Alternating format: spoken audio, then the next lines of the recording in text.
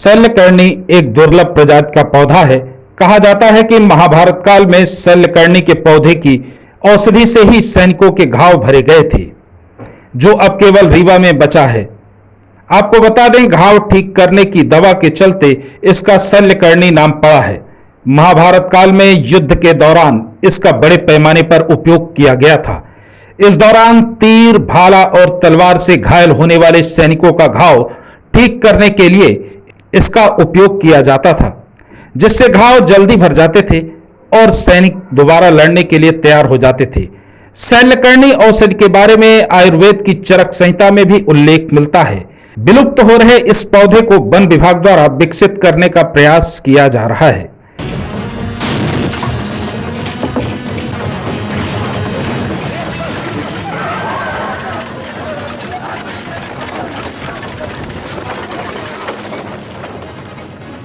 युद्ध अपने बराबर वालों से किया जाता है कौन्तेय।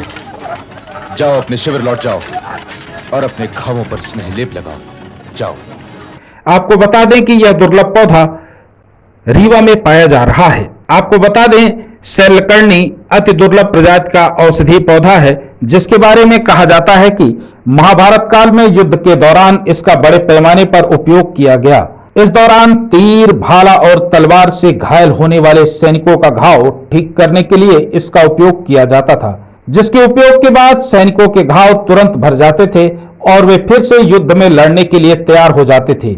इसकी पत्तियां और छाल के रस को कपड़े में डुबाकर गंभीर घाव में बांध दिया जाता था, जिसके चलते घाव बिना किसी चीर फाड़ के बाद आसानी से कुछ दिनों में भर जाता था। घाव भरने के लिए शल्य क्रिया में उपयोग किए जाने की वजह से ही इसका नाम शल्यकर्णी रखा गया है। रीवा में शल्यकर्णी के संरक्षण के लिए कई वर्षों से प्रयास चल रहा है। यहाँ के छुहिया पहाड़ में इसके कुछ पुराने पेड़ पाए गए थे, जिनकी शाखाओं से नए पौधे अनुसंधान वृत्त की ओर से विकसित किए गए हैं। इसके अलावा जिले में ककरहट्टी के जंगल में भी कुछ पौधे यहाँ पर लगाए गए हैं, लेकिन वर्तमान में केवल रीवा के वन अनुसंधान एवं विस्तार वृत्त में ही इसे विकसित किया जा रहा है। बता दें, शल्यकर्णी औषधि के बारे में चरक संहिता में भी उल्लेख मिलता है, जिसमें कहा गया है कि यह दुर्लभ प्रजाति की औषधि पहले शल्य क्रिया के लिए वरदान मानी जाती थी। आयुर्वेद में चरक संहिता का बड़ा महत्व है। यह आयुर्वेद का सबसे प्राचीनतम आधारभूत ग्रंथ माना जाता है। इसी के तथ्यों के आधार पर अब तक लगातार आयुर्वेद की दवाएं और उपचार की पद्धति विकसित की जा रही है। हालांकि शल्यकर्णी का पौधा लगभग लुप्त सा हो गया है, जिससे इसका उपयोग नहीं हो पा रहा है, लेकिन वन विभाग लगातार इसको विकसित करने का प्रयास कर रहा है, जिससे आने वाले समय में फिर से शल्यकर्णी का उपयोग औषधि के रूप में होने लगेगा।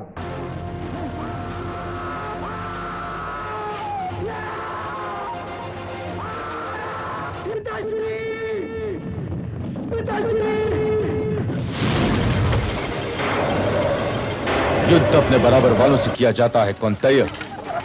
जाओ, अपने शिविर लौट जाओ और अपने घावों पर स्नेह लेप लगाओ। है जो कि विशेष रूप से हमारे संहिता ग्रंथों में, जो आयुर्वेद के ग्रंथ है उसमें, और उसके पहले भी महाभारत ग्रंथ में इसका वर्णन आया है। तो पुराने ज़माने में क्या होता था कि लड़ाइयाँ होती थी, लड़ाई के बाद में सैनिक घायल होते थे, तो उन घायलों की चिकित्सा बहुत जल्दी करनी पड़ती थी, जिससे फिर से लड़ाई करने के लिए तैयार हों। तो उसमें एक शल्यकर्णी का वर्णन आया है। शल्यकर्णी के पत्तों का से ड्रेसिंग की जाती थी, उससे घाव जो बहुत जल्दी भरता था। लेकिन ये लगभग इतना ज़्यादा यूज़ हुआ कि वो समाज से लुप्त होने की स्टेज में आ गया। लेकिन वन विभाग के वैज्ञानिकों ने इसको कहीं से एक पौधा मिला, उसका ब्रीडिंग करा के उसका और कल्टीवेशन करा के उन्होंने डेवलप किया है। तो ये हमको अभी प्राप्त नहीं हुआ है। जैसे प्राप्त होगा हम उसके ऊपर क्लिनिकल स्टडी या मरीजों के ऊपर उसका प्रयोग करके हम देखेंगे कि वाकई में वो काम करता है कि नहीं करता है शल्यकर्णी। हाँ, एंटीबायोटिक और वुंड हीलर, घाव और अल्सर जो होते हैं उनको भरने का काम करता है, बहुत तेज़ी से भरता है। हीलिंग, घाव भरना एक सामान्य प्रक्रिया है। जैसे जानवरों को चोट लगती है, उनको कौन ट्रीटमेंट करता, नहीं करता, तो वो अपने आप ही भरता है। इस प्रकार से मनुष्य का भी जो घाव होते हैं वो अपने आप भरते हैं। लेकिन हमको उस समय ये देखना है कि अधिक से अधिक, जल्दी से जल्दी घाव भरे।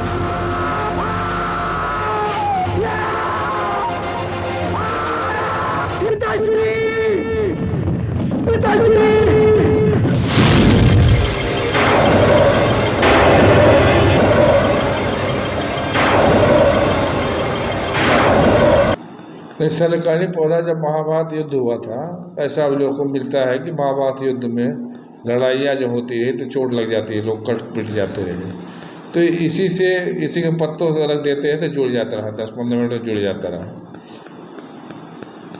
और इसका पौधा रीवा में कहीं मिला था तो वहाँ ले आके नर्सरी में लगाया गया है। अभी है मेरे पास 3-4 पौधे बड़े भी हैं सलकर्णी के पौधे।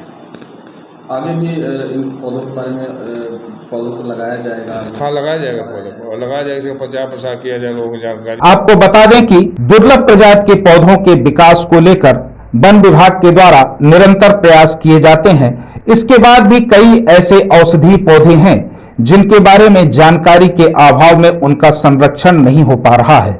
अगर सलकर्णी के पौधे का संरक्षण किया गया तो यह आने वाले समय में शल्य के लिए एक वरदान साबित होगा और जनमानस के लिए इसका लाभ भी असीमित होगा। प्राचीन समय में किए गए इनके उपयोग और वर्तमान में इनके उपयोग से स्थानीय जनमानस को भी लाभ मिलेगा। यह वरदान का पौधा अगर विकसित हुआ तो रीवा का नाम भी देश में ख्याति लब्ध होगा। डेस्क रिपोर्ट, सत्य जागरण।